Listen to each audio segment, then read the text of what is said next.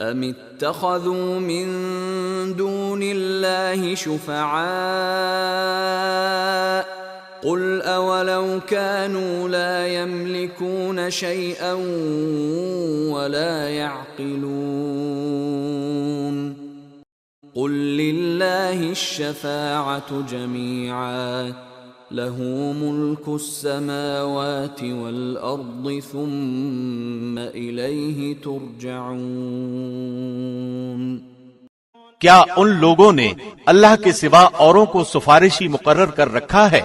آپ کہہ دیجئے کہ اگرچہ وہ کچھ بھی اختیار نہ رکھتے ہوں اور نہ عقل رکھتے ہوں، کہہ دیجئے کہ تمام سفارش کا مختار اللہ ہی ہے، تمام آسمانوں اور زمین کا راج اسی کے لیے ہے، تم سب اسی کی طرف پھیرے جاؤ گے۔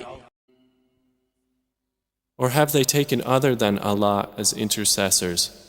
Say, even though they do not possess power over anything, nor do they reason?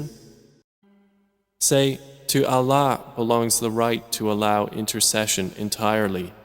To Him belongs the dominion of the heavens and the earth. Then to Him you will be returned.